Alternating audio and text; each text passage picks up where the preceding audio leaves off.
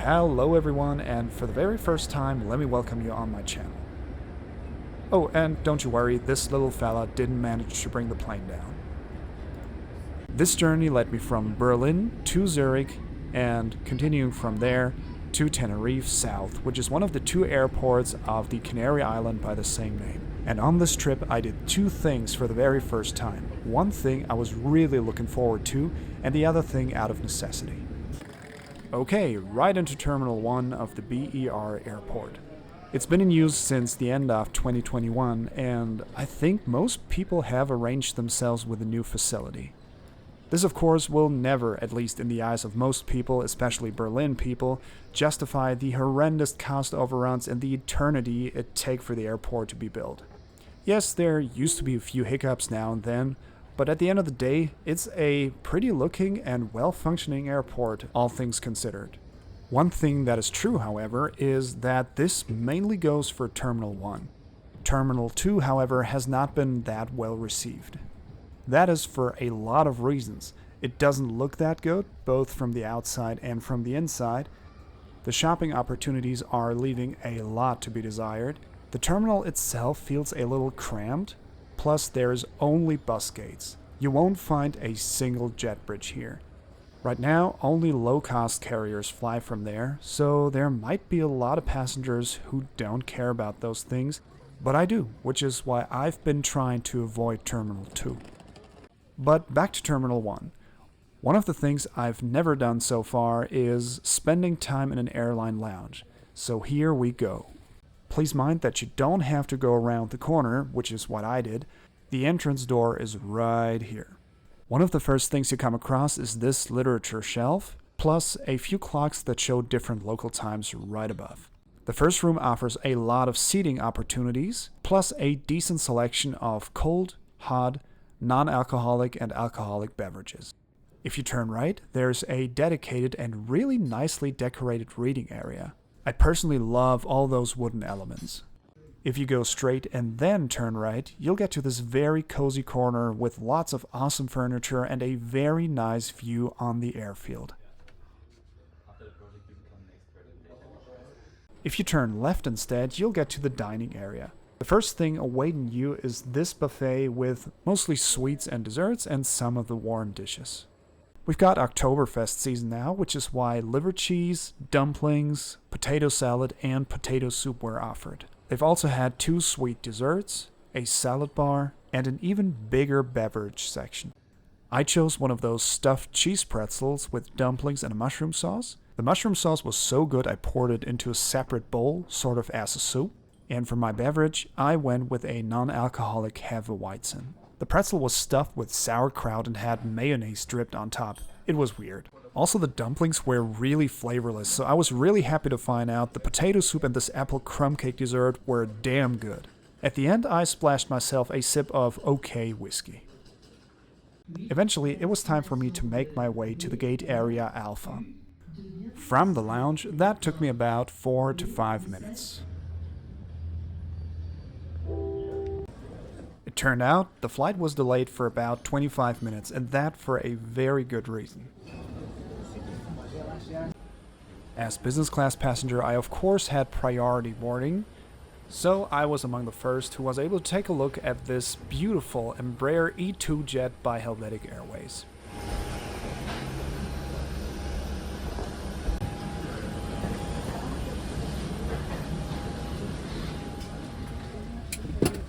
This is what the cabin looks like from the perspective of someone who just hopped on the plane, or maybe a flight attendant. And here we just arrived at my seat, my planned seat for today, which is 5 Delta. But first, let's just take a moment to adore those gorgeous PW1900G engines which, together with those racket wingtips, make this plane look like a small version of the 777. The legroom is just okay, but actually, a lot of airlines chose a very dense configuration for this plane. The seat itself features a seatback pocket, a literature pocket containing a buy-on-demand menu, an in-flight catalog, promotion for the Swiss Digital Magazine, and of course, a safety card. Above the seat you got access to individual air vents, a reading light, and a call button. And it's time for pushback. Oh yeah. The seat back is in a fully upright position and your armrest is folded down. Fold away your table and open the window blinds. If you have any questions, do not hesitate to contact a member of the cabin crew. Thank you for your attention.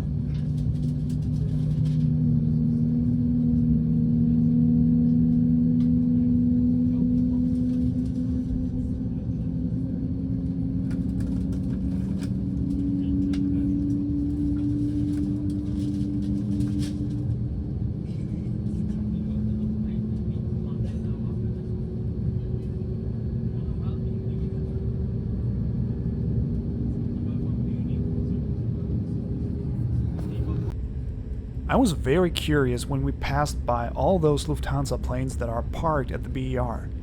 I mean, we saw a lot of those here at the BER during the pandemic, but they do have the new livery. Plus, for some reason, they removed the engine, but the air intake is still attached to the plane, rather to the pylon, which I didn't really understand. Maybe those will be part of the new Lufthansa City in the near future, but seriously, I don't know. If you're wondering why the angle toward the engine has changed, I had to be reseated because in the row behind me, apparently someone got a bit sick on the flight to Berlin and puked all over the bottom. And this is the exact reason why the flight was delayed, because apparently a cleaning crew tried their really best to remove as much of this as possible. They actually did a pretty good job because only in row 5 and 6 and only on one side you could smell it. But it was enough for me to say, hey, I voluntarily take another seat. So now I'm filming this out of row 10. Alright fellas, prepare for departure.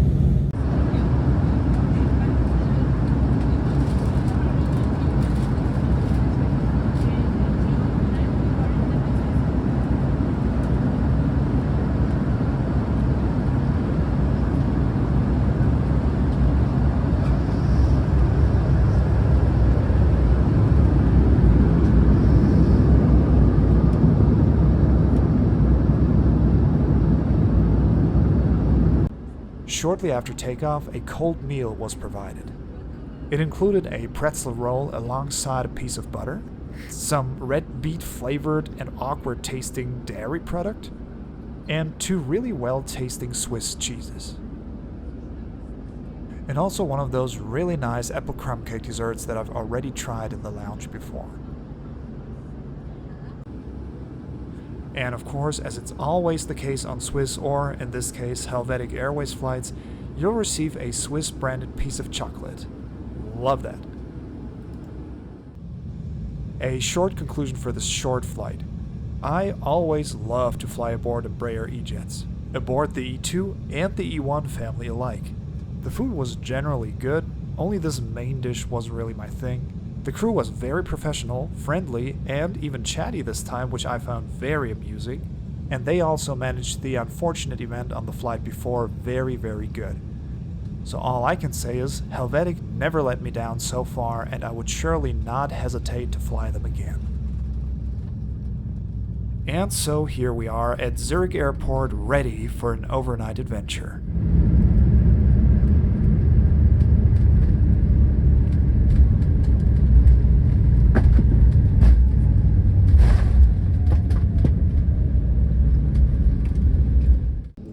Okay, one thing about Helvetic, at least at Zurich Airport, you have to take into account is that you'll have a non-gate position almost every time. So keep that in mind if it's relevant to you.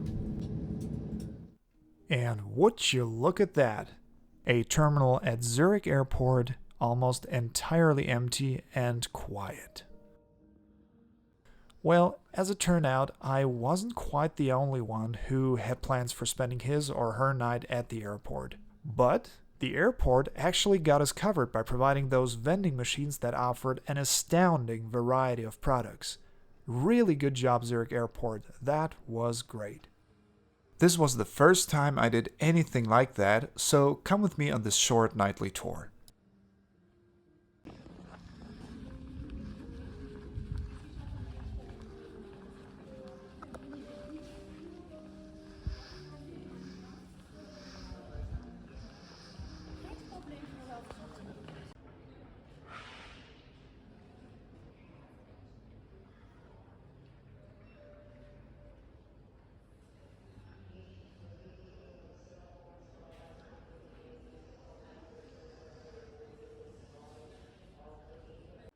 Interesting for us AV geeks, this plane used to belong to an airline called Germania Air.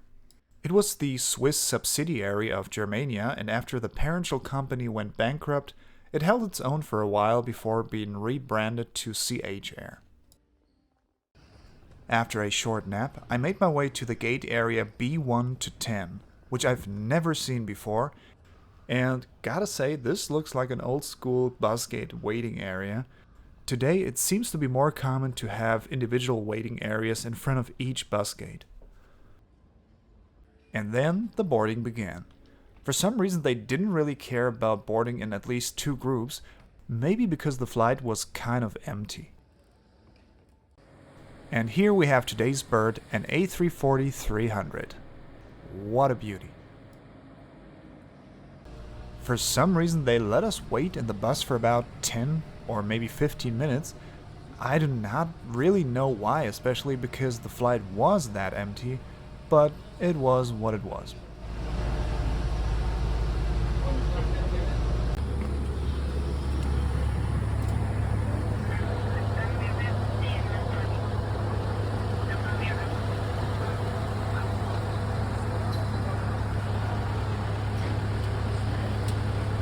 And here we finally are at the C12K, arguably one of the best. The cabin has a changing 1-to-1 and 2-to-1 configuration. The right side of the plane solely features those single seats. On the seat you'll find a pair of headphones in a mesh bag, such as this. A reasonably big HD screen. Right below is a small compartment for maybe your phone.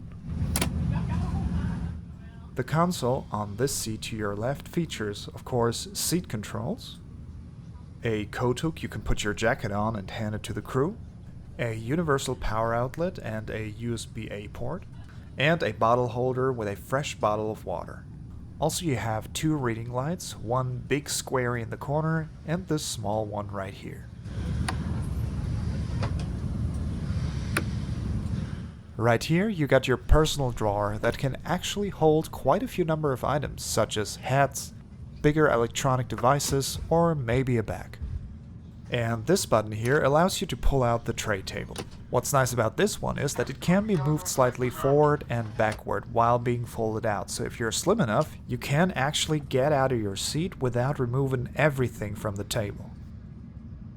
The left armrest is also a lid under which you can find the remote control and advanced seat controls, such as one for adjusting the firmness of your seat. Overall, the cabin is very similar to that on the Swiss A330, just that the monitors are bigger, so not too bad of a trade. I really liked the cabin. It was very basic, but also very comfortable. All of these single seats on the right side of the plane have really good room for your feet while laying down. You also have a seatback pocket with a few magazines in there, and I found it was the perfect place for my iPad. On this flight you do get a pillow, but neither a blanket nor an amenity kit since it's only 4.5 hours long.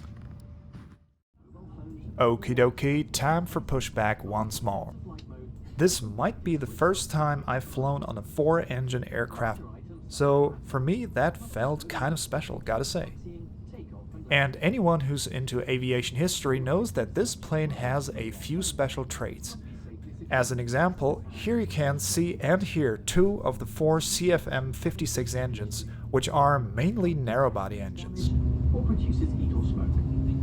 If you should lose your electronic device in your seat, do not move the seat and inform the cabin crew immediately. We would like to remind you that only alcohol served by the cabin crew may be consumed on board. Alcohol personally brought on board may not be consumed. Please fasten your seatbelt now, as we are taking off. Business class passengers must use the shoulder belt for taxi, takeoff and landing. However, passengers smaller than 1.30 m or 4'3" shall not use the shoulder belt. As this was probably gonna be the only time I ever see Zurich Airport that early in the morning, I decided to shut up, at least until the end of this sequence.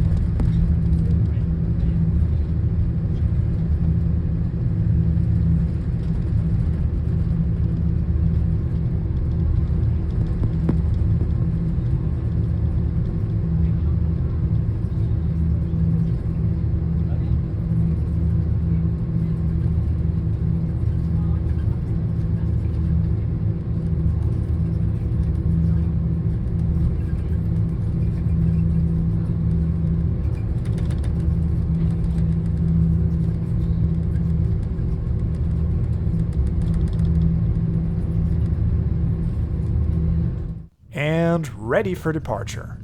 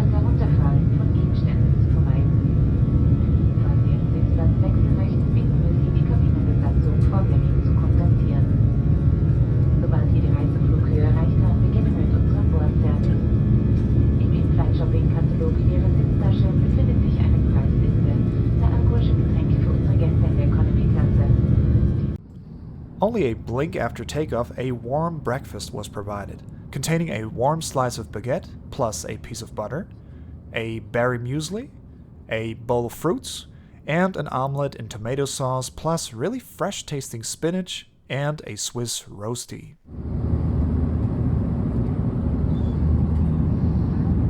The headphones were really similar to those in Swiss Premium Economy, and they were not noise cancelling, but they're pretty decent. The entertainment system looked a bit different, but was pretty much the Swiss entertainment system as far as I could tell. This is actually not something bad, actually quite the contrary. You have a really wide variety of modern and classic movies, and a lot of TV show episodes. Although I didn't record it, there's also a flight show available, of course, which is good, because this is definitely one of my most beloved activities while being aboard a plane.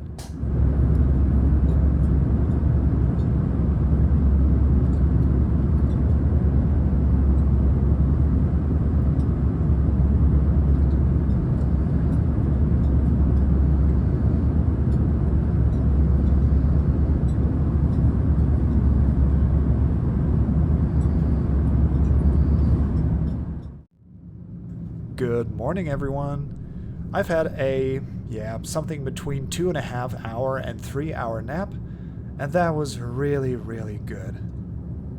So the seat turned out to be really comfortable for sleeping.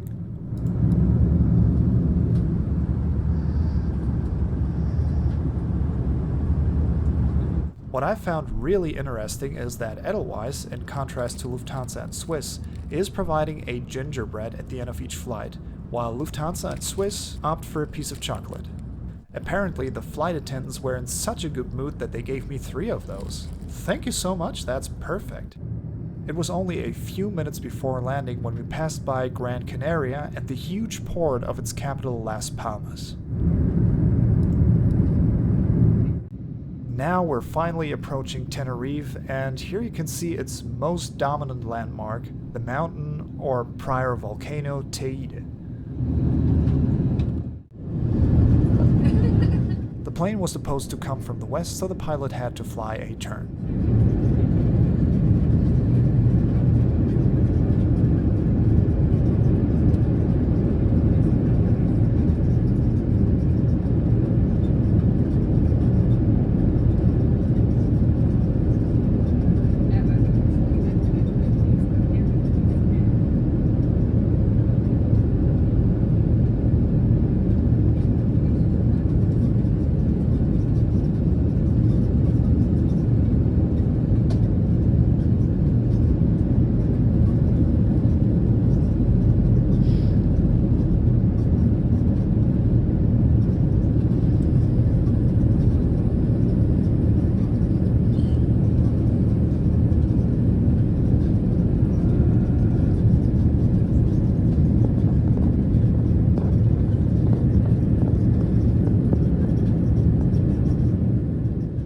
But now to the landing sequence.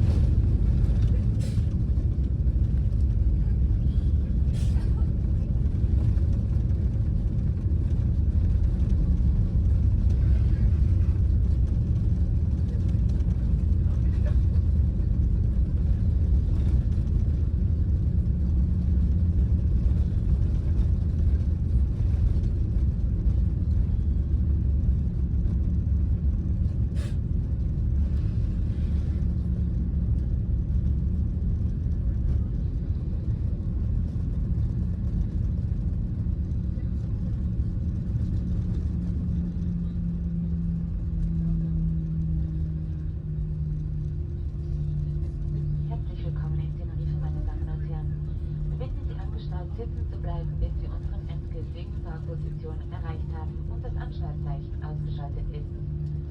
Öffnen Sie danach die Gepäckablage bitte vorsichtig, um das Herunterfallen von Handgepäck zu vermeiden. Mobiltelefone können ab jetzt wieder uneingeschränkt genutzt werden. Kapitän Michael Pfister und die ganze Besatzung. And welcome to Tenerife, where I spent about 2.5 days before I got back home. So, what can I say about this flight? First off, you don't believe how happy I felt that I had the chance to fly this aircraft on an inter-European route instead of an intercontinental flight. Edelweiss usually operates A320s between Zurich and the Canary Islands, and if you want to know what this flight's all about, you can check out the video about my return flight, where I flew exactly on one of those. After spending about 4.5 hours on the A340, I can say that I would fly this aircraft on a 10+ hour flight as well. The seat was really comfortable, offered adequate space for me. By the way, I'm 186 centimeters tall, which is about 6 feet 1. The seat was really well suited for a nap. The crew was extremely friendly, engaging, and professional. The food was really good. And there's really not much that I can complain about. In my opinion, Edelweiss is a really good leisure carrier. So I'd say you don't need to hesitate to book Edelweiss if you want to go to one of the typical tourist destinations they fly to, both within Europe and even within the rest of the world. If you happen to be a Miles & More member, this is even better news for you because you have literally access to anything in regards to awards. You can book Edelweiss flights against miles, you can try award upgrades, and if you fly Edelweiss with a revenue ticket, you get all the possible award currencies. So points, qualifying points, award miles, and even Hans Circle points if you fly business class. Alright, I really hope you enjoyed my video. Thank you so much for watching, and hopefully see you again.